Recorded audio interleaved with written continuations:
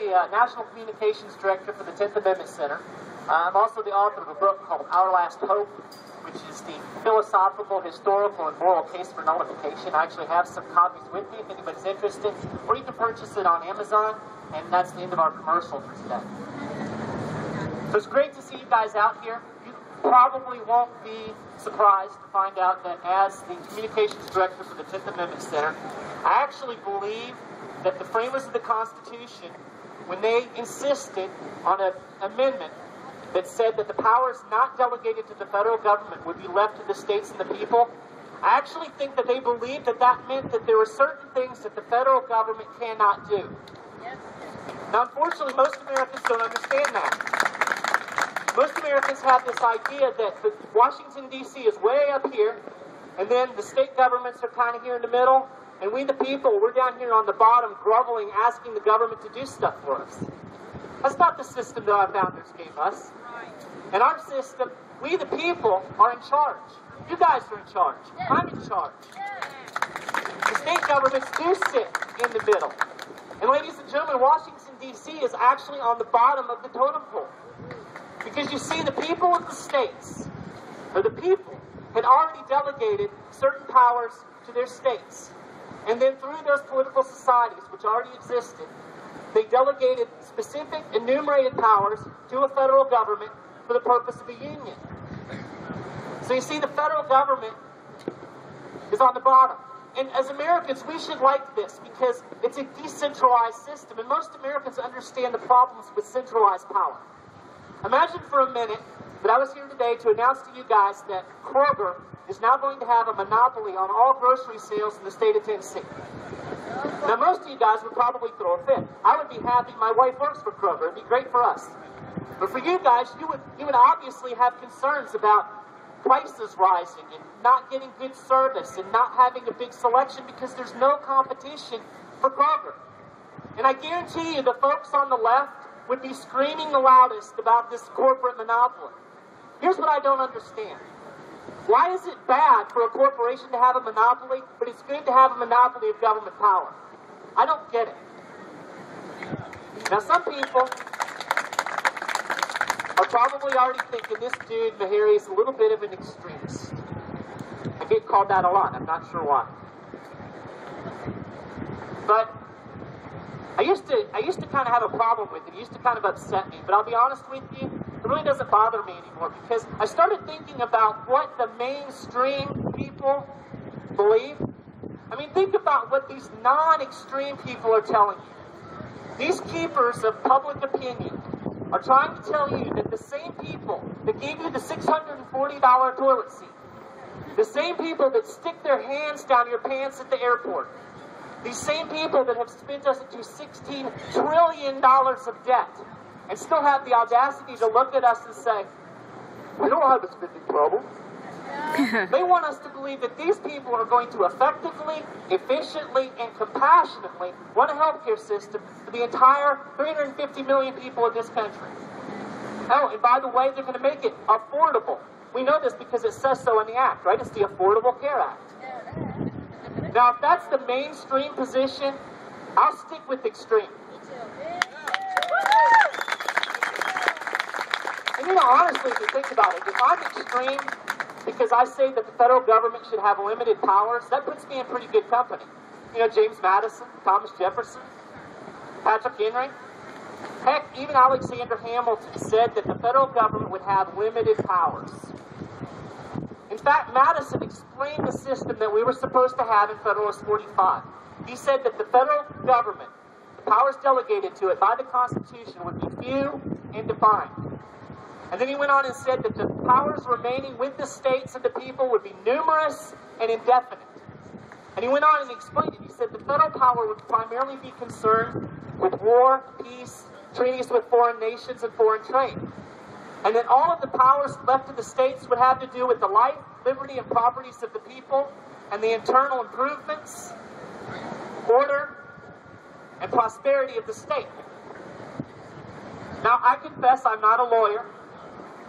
And to be honest with you, in this particular situation, that's probably a good thing because we've all seen what some of our lawyers here in Nashville, the hatchet job they've done with constitutional history. So maybe I should say it like this. You don't need to be a lawyer to understand that running a federal healthcare system is not among those powers that Madison was talking about delegated to the federal government. I'm going to put it very simple.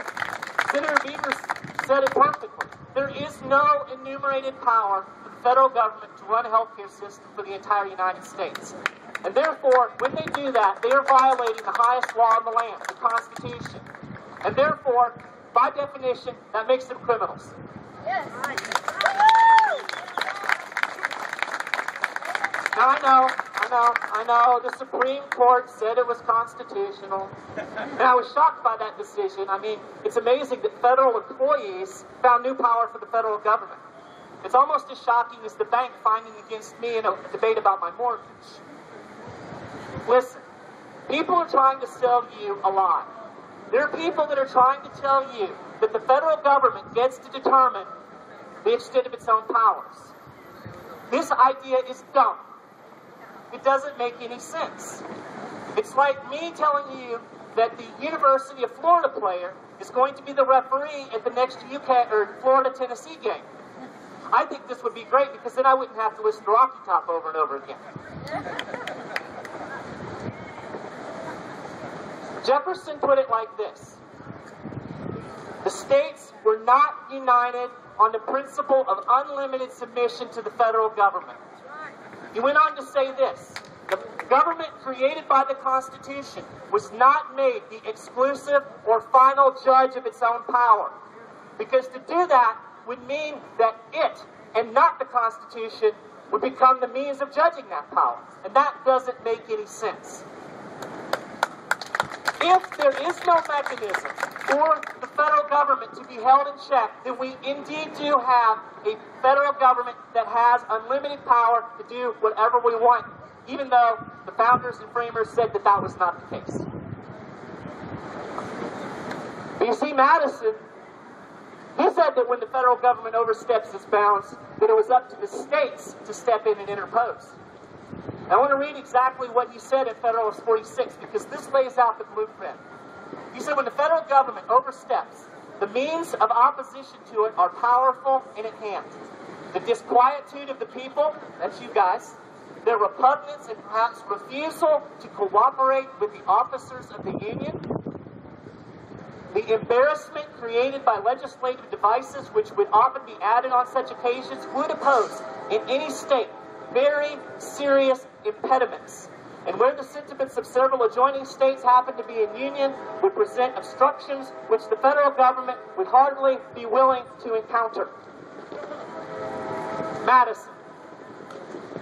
He said that when the federal government oversteps, these folks in your state legislature not only have the right, they have the duty to step up and put federal power back in check. And ladies and gentlemen, it is up to you to let these guys in your legislature know that they need to stand up and do their job, or else you're going to find people who will.